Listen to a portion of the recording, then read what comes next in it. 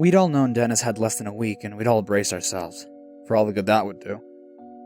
This was going to tear us apart, and leave a ragged gaping hole in all our lives. But that would be it. It would fit within our understanding of things, and we could all assume he went wherever we thought people go. That would have been so much easier, so much less troubling than what actually happened. Dennis had been diagnosed with cancer a couple of days after his 10th birthday, and it was all downhill from there. There was never an upswing, never an opportunity for surgery. All the scans showed the same thing, the oily black webs having grown larger and denser. The fact that we were twins, and had looked identical right up to when he started chemo, just made it worse. There I was, right beside him, a perfect image of what he used to be before his hair fell out and his color drained and his cheeks sunk down into his skull. An emaciated ghost constantly contrasted with what he should be. And then finally the doctor shut the case, snuffed out the last wisps of hope. Dennis will most likely not last more than 4 days, a week at most. So we'd all set up camp in his musty room at the hospital. The walls were freckled and pea green. The only light slanted in from between the shutters, glaring bars stretching out across the floor to end just short of Dennis's bed. The staff managed to bring in another, simpler bed for me. My parents slept in the old wicker chairs. Dennis looked really bad at this stage. You could as good as see his skull. We all wanted to talk to him, to make the most of whatever time was left.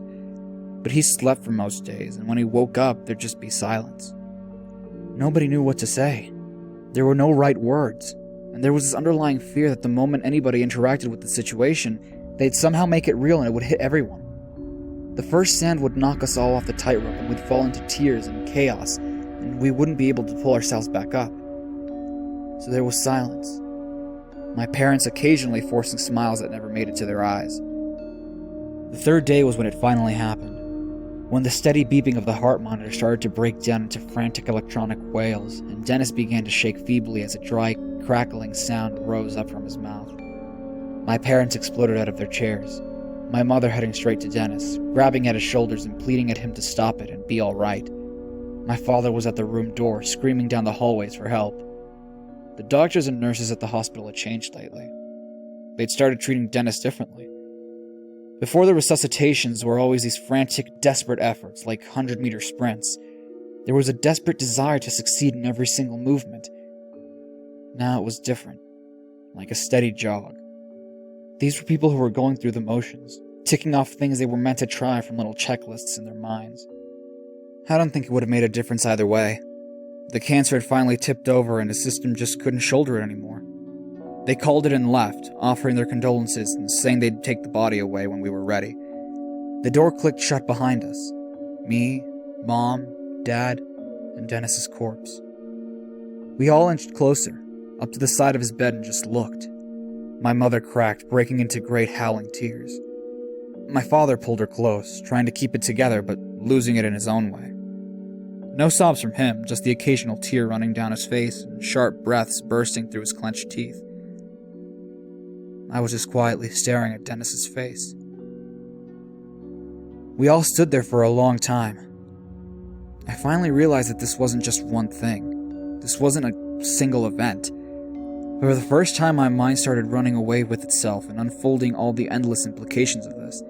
Every one of them causing my gut to sink and for me to miss him so much, even though he'd just been here. I was never going to talk to him again. He was never going to laugh at me again. We were never going to eat dinner again. We were never going to school together again. We were never going to be in the same class in school again, or talk during classes at school again. It just kept going and going as I realized that this wasn't just one person I'd lost. I'd lost a million things. Something that was meant to be this constant presence was gone, and nothing would ever be as good as it should be again. Everything I was going to do be soured by the certainty that I wasn't going to be doing it with him, or that I wouldn't be able to tell him about it later. It had only ever been a childish assumption that any of it would happen. I was the first to see his lips quiver. Mom, Dad, his lips are moving. My parents froze, still clasped against each other. My mother curled over and supported by my father. We looked down as his lips continued to quiver. My parents went quiet again. They must have been trying to hold back hope, assuming it was some kind of nervous tic. but it kept going. And finally, in a dusty, hoarse voice, so faint it was like you were hearing it on the wind, he said my name. Harry. My father sprinted across the room, yelling for the nurses to come back. My mother was clutching her mouth and stumbling back from the bed. The workers tumbled back in and went through the checklist and shocked him with the defibrillators a few times and reached their verdict. We're sorry, he's still dead. But I heard him talk, said my father in a small, pleading voice. Look, it could have been gas escaping. But, said my father before a tiny scraping sound cut through the room, everyone turning towards its source. It was coming from Dennis, halfway between a sigh and a croak. Harry, it's all so dark, so cold, so dark, and it's pulling at my insides and taking me down. A moment later, nurses started on their rounds again, but this wasn't some perfunctory run through the checklist. You could see it on their faces and how hurried their movements were. They didn't know what was happening. They weren't even sure they were doing the right thing. They moved on to the defibrillator again, sending crashing waves of power down through Dennis's chest before listening with a stethoscope. Doesn't make sense. It doesn't make sense, one was mumbling. After 10 minutes, they all just stepped back. They'd run the checklist out. Nothing had happened. What's happening? My mother screamed. One of the men, a doctor I think, answered. Nothing is happening. We try and pump in oxygen and it does nothing. There's no pulse. We can't induce one for more than a second or two. The body temperature's down 3 degrees. He's deceased. But we heard him, I said. I know, but he's dead. The dry grating came again and everyone shut up. Please, Harry, where are you? I walked over to his side. I wasn't relieved he was talking. I was only afraid. This was wrong. I wanted to run. I wanted him to just be gone so I could cry with my parents and be done with it. But I kept walking and put my hand on his bony, cold, and clearly dead hand. I'm here, I said. I can see gray. A little bit of gray, but it's so far away. I don't just see it, I feel it. I feel it, and I never knew something could be so far away. I'm already so far down, but I need to go so much further to get to the gray. I didn't know how to respond, so I just stood there and listened to him talk about the darkness and the distant gray smudge. Sometimes he'd answer me, sometimes he wouldn't. A lot of stuff happened around me in the next few hours. Everyone who worked at the hospital must have been in and out. Even my parents started to leave sometimes when they accepted I was the only one Dennis seemed to be aware of. Dennis was looked at by every type of doctor they had in there, and nobody understood. They started moving him around on a stretcher, taking him to the equipment they couldn't just bring to him. I had to come along. I was the only one who could keep him talking. It was a long time before anything was turned up. They'd gotten desperate and had put Dennis in an fMRI machine. They'd fully prepped a corpse and put it in a machine for the living. My entire family was in the room. A cold, confused fear had settled in my gut, making me feel a little bit like throwing up. I think we've got something, said the technician who was looking at the monitors. Please just tell us what's happening, said my mother. She'd moved past terror and hope and was now above all else exhausted, her red face slack and empty.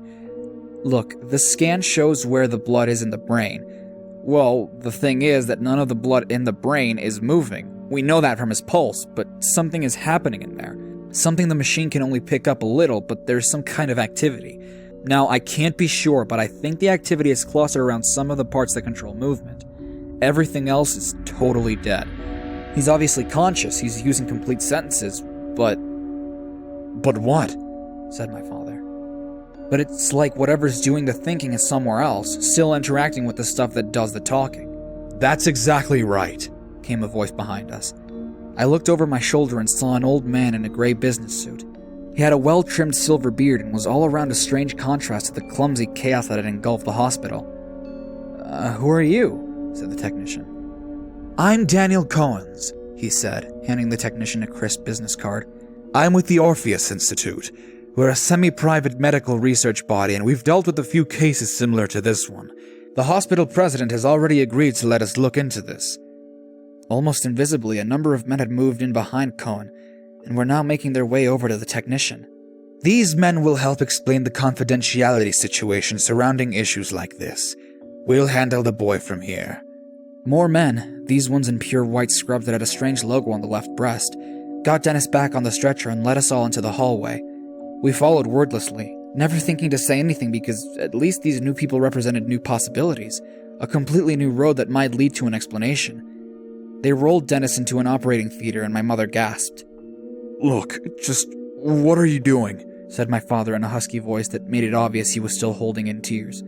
Cohen's, who had been striding ahead of the stretcher with a speed that belied his age, had stopped once we got to the theater and was now taking deliberate care to look us all three in the eyes.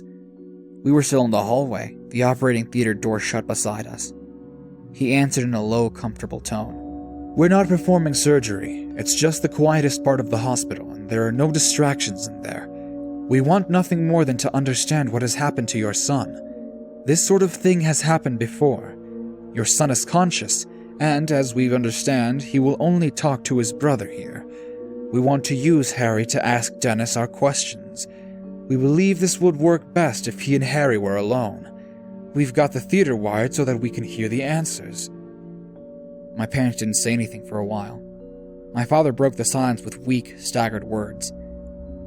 "Do you think he'll come back? I know that even if he does, it won't be for long, but I'd really like him back, for however long. I didn't say enough. I wasn't big enough to say the things we had to say to each other." "If such a thing is possible, I swear we will do everything in our power to make it happen. We've prepared a private waiting room for you two." Cohen's gestured down the turn in the hallway. There were two people in white scrubs standing there. "Pete and Shirley will lead you there, if you will please go with them." My parents began to shuffle down the corridor, my mother still buried in my father's side. My father kept throwing looks back over his shoulder at me, like he was afraid I'd vanish. Soon they were gone and I felt Cohen's hand come back down my shoulder. I turned around to him, and he knelt down so we were closer to being level. "I know this is very hard on you. I know you must be having the worst day of your life, but do you think you're up to a quick history lesson?" I couldn't bring myself to answer properly, but some curiosity managed to rise through the delirium and shock, and I nodded. Cohen smiled. "One of the most significant moments of human history was the moon landing, and it's not even the fact itself that makes it so important. It's that we had contact with them during the whole time they were up there. They were sending radio signals back to Earth and could be talked to. Do you think the moon landing would be what it was if we didn't have that kind of connection to our men as they strode the unsettling and inhospitable surface of a place that we had never meant to have knowledge of? What if they had just gone up and never came back? What if we knew for sure that they had gone there but had no signals from them?" I was still quite out of it, so I can't say I was properly digesting all of this. I slurred out, "I don't know." "They didn't know if they could get the astronauts back. It was a very real possibility that they'd be left up there to die, stranded. Yet they still did it.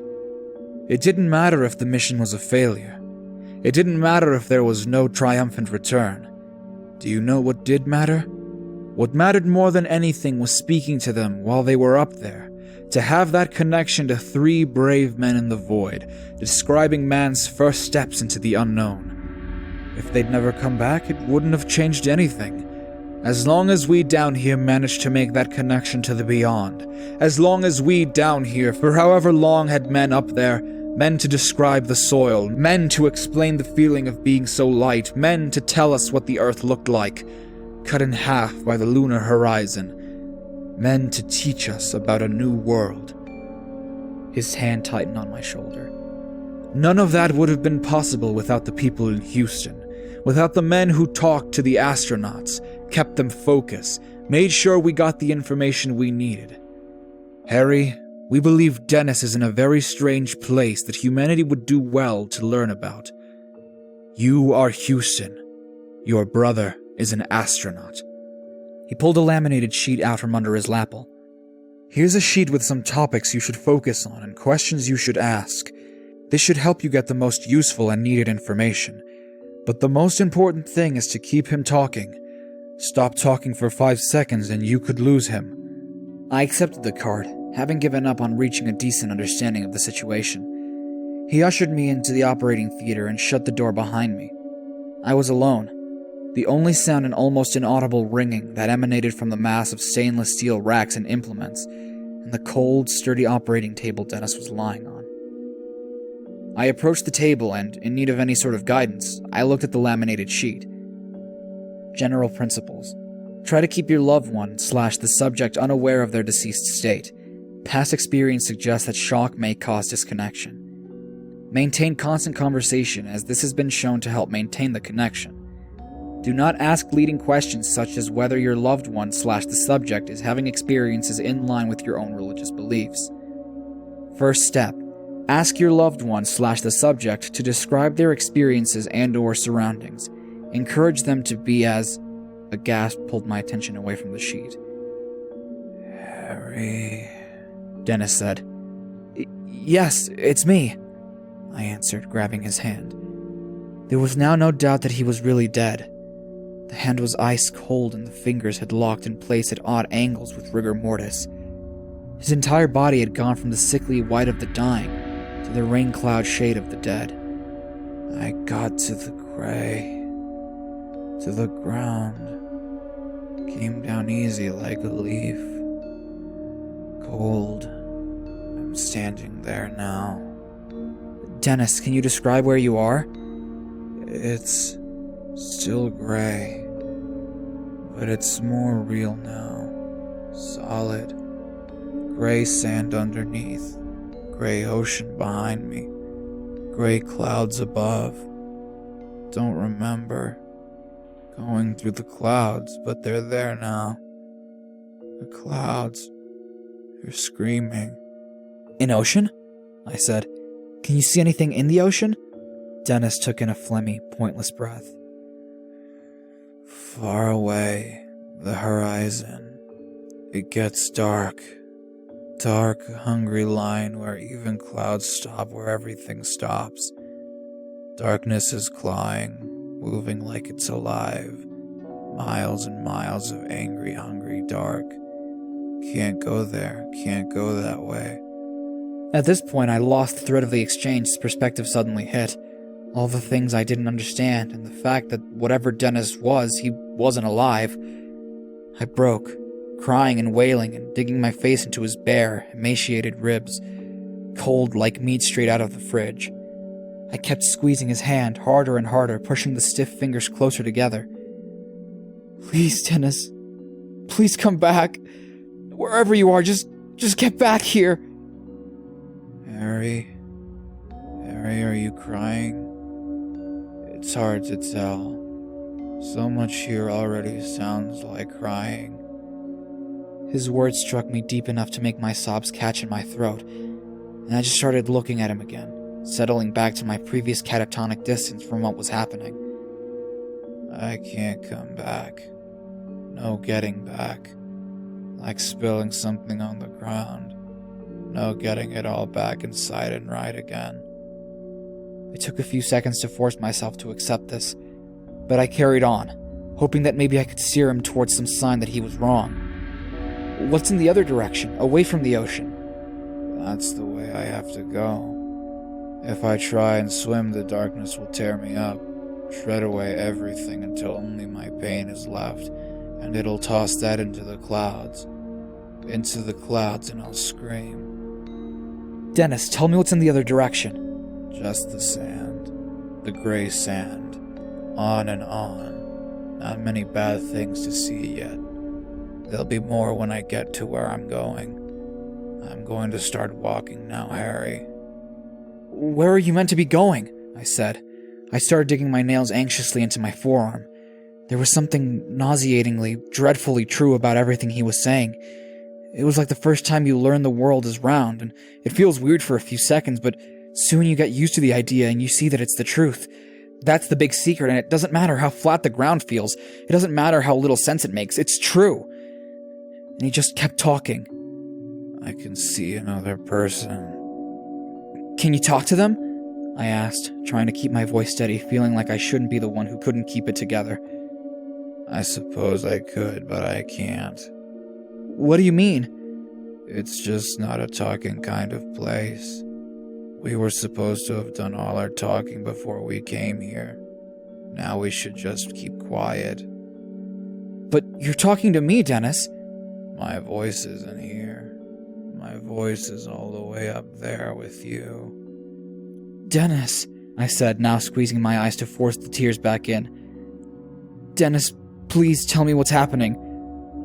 I think I finally died. And what's happening now is what happens next.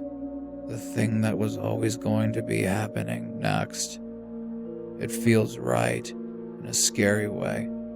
It's been expecting me for so long, since before I was even a fuzzy little thing that might happen. Since before our parents and their parents, and so far back it's been expecting me.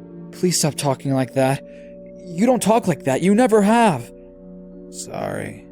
You just sort of see things different here. Some things you know without ever being told. Some things you forget. I couldn't think of anything to say and started to worry. Remembering that I left the pauses too long, he could stop answering. Hey, said Dennis, and the edges of his mouth strained out, awkwardly imitating a smile. I see a few more people, and they're all naked, but really naked. Their clothes are off and they're all gray and wrinkly, but that's not it. You can kind of see inside them. Like all the walls have fallen down and you can see who they are. And their thoughts and feelings just kind of hanging around them like ghosts. It's like someone's pulled the clothes off their whole past. They're so naked, Harry. He made a light coughing sound that was meant to be a laugh. That's really scary. Oh, I thought you might have thought it was funny. I don't think we're going to laugh at the same things anymore. I think you're different now. I guess that makes sense. So, what are all the people doing? Most of them are moving, same direction as me, towards the center. The center of what? It's just called the center. The center of this place. Maybe the center of everything.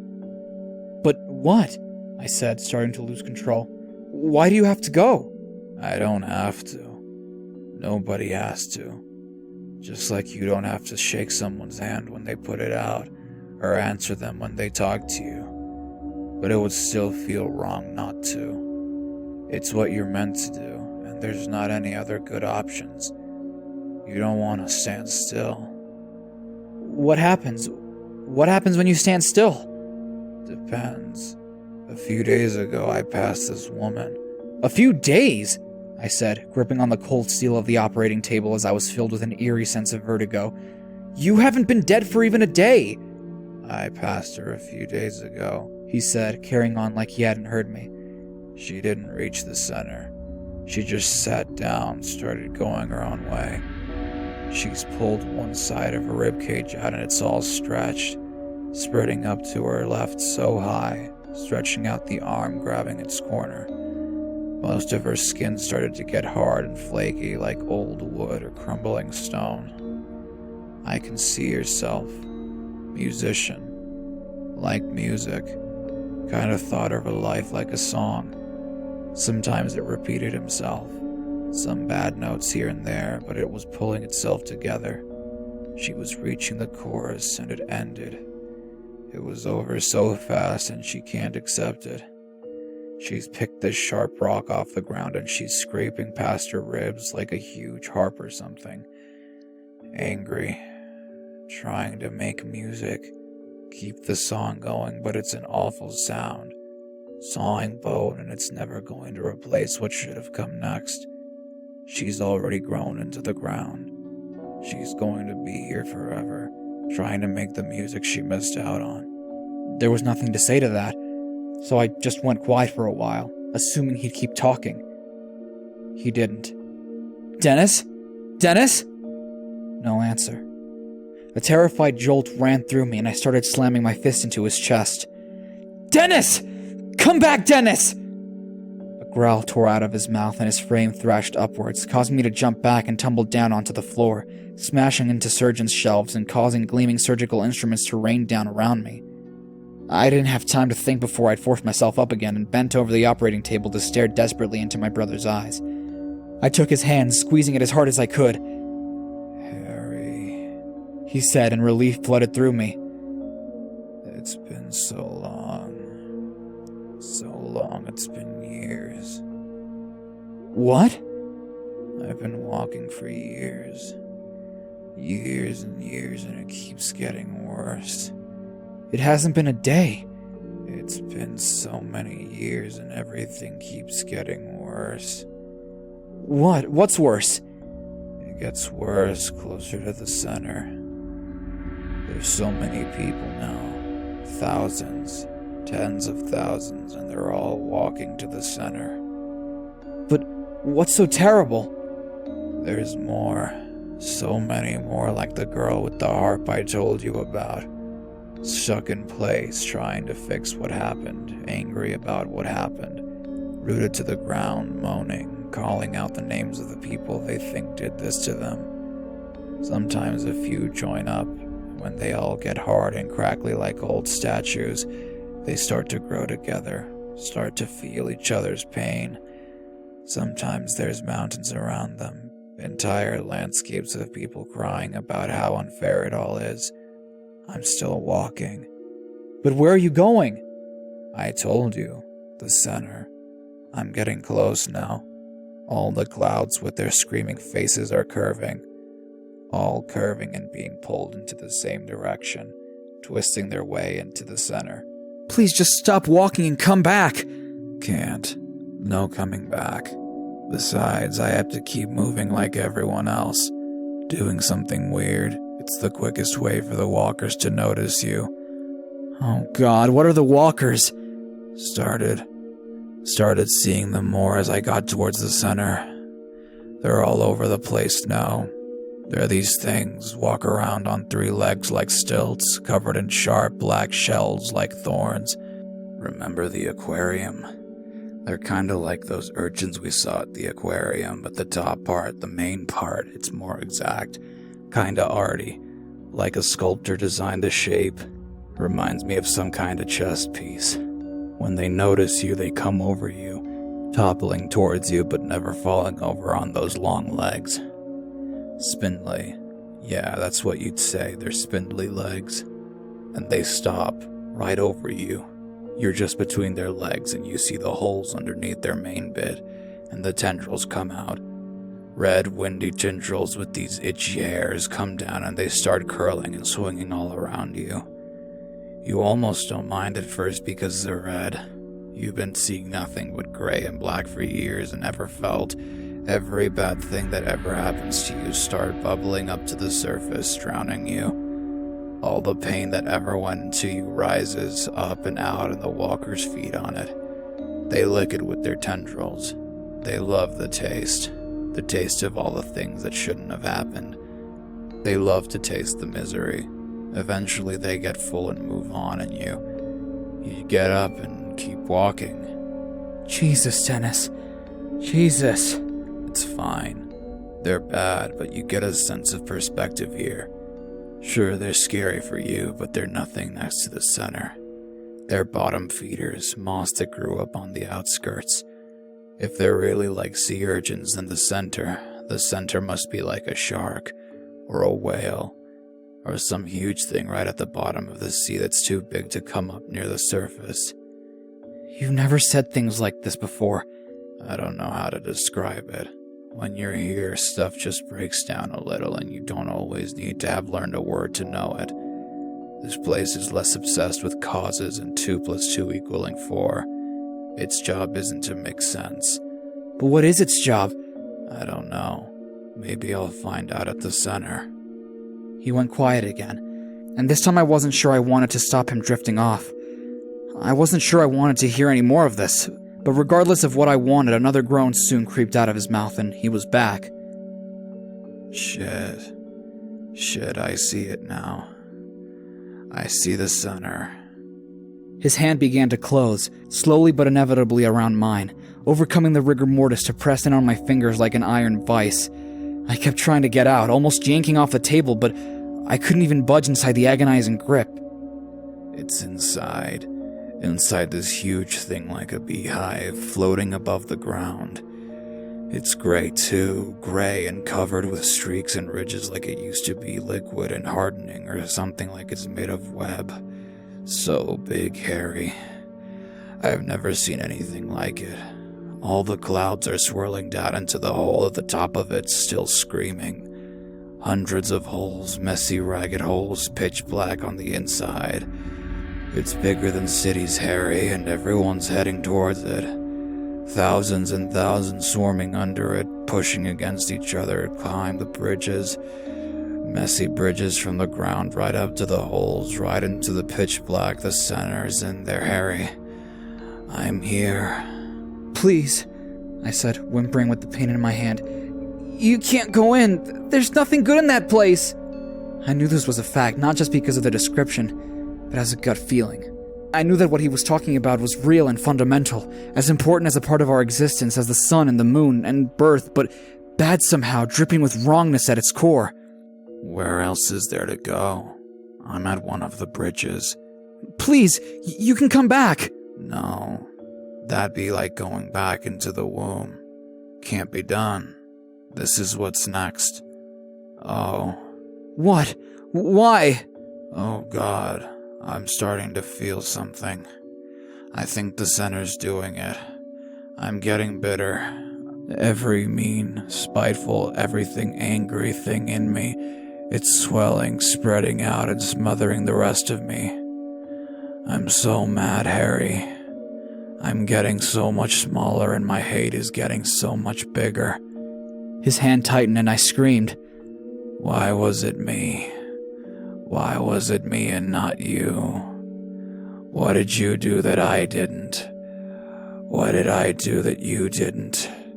I'm sorry, I said, fully in tears. His voice had changed. It was still quiet, but it was rabid. Each word growled and soaked out with vitriol. I hate you. Do you know that? Still able to stand, still able to run, still able to breathe. I fucking hate you. I was hurting all the time and you just stood there feeling sorry for me. You couldn't feel any of it, just waiting to see me die so you could fuck off and do everything I never would. I was yelling and screaming for someone to come in and help. I'd almost pulled Dennis off the table, his torso hanging over the side, held straight by whatever force was allowing him to squeeze his hand. In all this, his eyes were still as dead as they'd always been. And then he went limp. His hand let go. His back sagged and he crashed onto the floor. He'd broken 3 of my fingers, but shock was keeping it distant. I threw myself down onto my knees to see his face, slapping it and looking for any sign he was still there. He gasped again, fainter now more than ever. Oh no. Oh Jesus. I'm inside and it's so much worse than I thought. It's beyond worse. It's so far past the worst I thought something could be. Please, Dennis, listen. Please tell me what's happening. It's the center. It's so big, big and floating above me. It's so much bigger than the hive, so much bigger than what is inside. The whole inside is so much bigger. It's so big.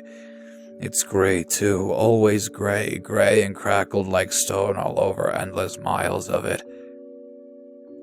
His voice had changed.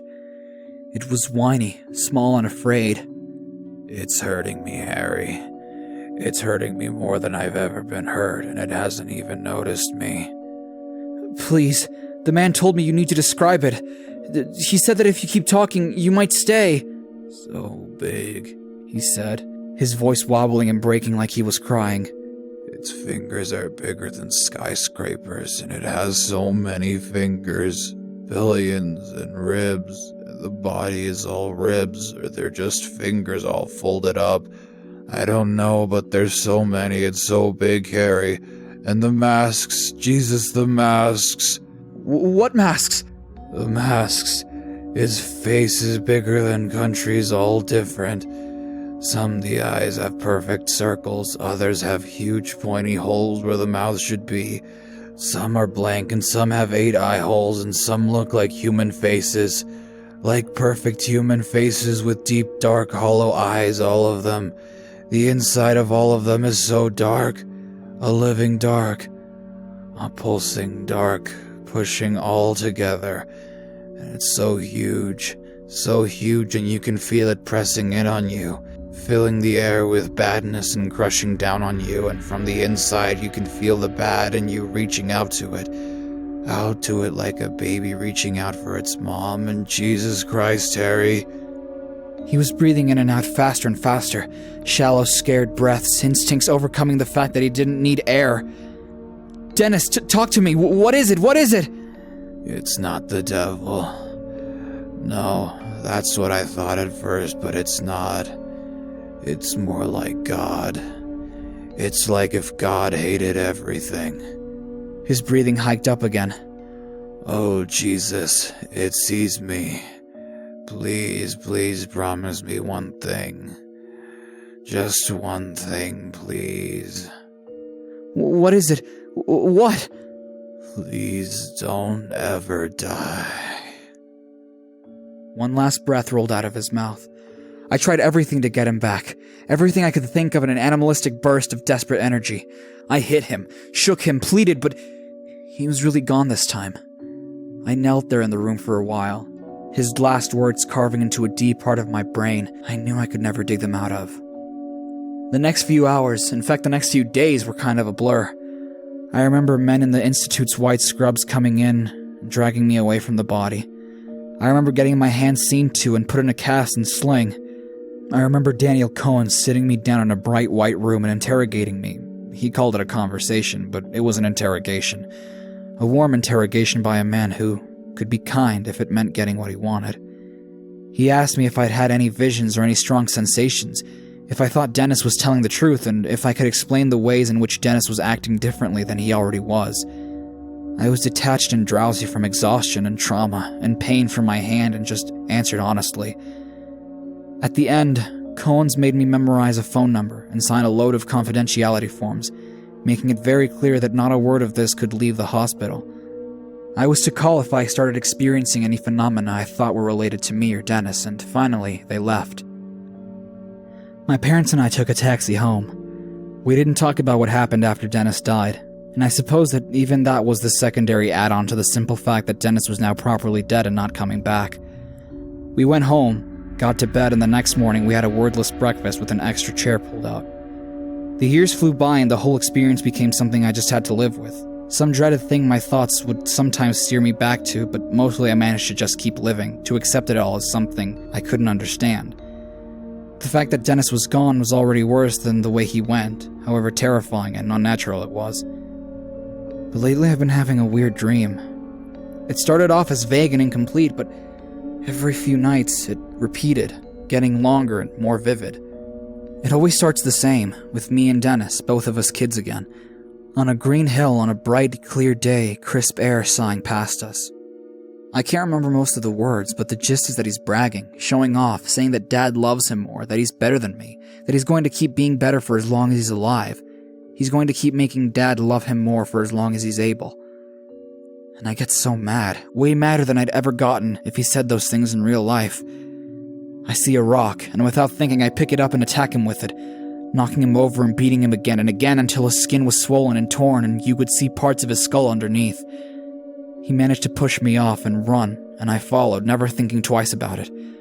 I chased him so far until finally he runs into a pass between 2 mountains in a long, dark range that I somehow never see until that point. The range extends to either side, seemingly forever, and the sky above it is saturated with heavy, dark clouds. It's like Mordor or something. I always stop running at this point, knowing that I've chased him far enough. The job is done. I start to leave my body, surging forward down the pass, no longer myself, just a nameless, thoughtless observer, gliding like a ghost for lack of legs. He runs down the dark pass, on and on into a sunless, barren country on the other side, a place where the soil is gray and dry. He runs for ages, but soon he stops and falls and curses me, screams about how much he hates me and how much I cost him by driving him into this place. He rages for a long time. Then a second person comes, Sometimes a man, sometimes a woman. Sometimes old, sometimes young. They say they too were driven past the mountains, or that they wandered past them by mistake and can't get back over. Dennis always said the same thing. Then let's suffer together. Let's hurt together. And this person always latched onto Dennis, and Dennis latches back, and they scream or cry and say they want to see the person who wronged them skinned alive. And more always come. A trickle first, then a flood, latching onto Dennis and the first person, all of them clasping together and piling up into a giant, deafening mass of squirming bodies, and eventually it's huge, almost up to the clouds. And then there's a rumbling, a massive shifting sound. The countless bodies start to rearrange, forming deep canyons of flesh that make up a horrendous, rage-filled outline of a face. There's a shift greater than any earthquake. The pile moves, rolling forward, pulling itself with the enormous appendages made of the miserable and the bitter and the despairing. It inches and tumbles on, crashing down and dragging itself onwards with the overwhelming, apocalyptic sounds, and then I see that it's heading for the mountain range. It's heading back to the bright place with all its anger and hate and vengeances, and as much as it's made of millions and millions of people, I always know it's still one thing with one will, but all the hatreds of everyone buried in it, all the way back to the first one to curse. His rage still in there, rage directed at the first one to sin. It gets right up to the mountains. Then I wake up. I think something's coming. Something that started a long time ago, something that strips away good and builds itself on the bad, and I think it's almost strong enough to set out, to start moving. And I think when it gets here, the living will be no better off than the dead.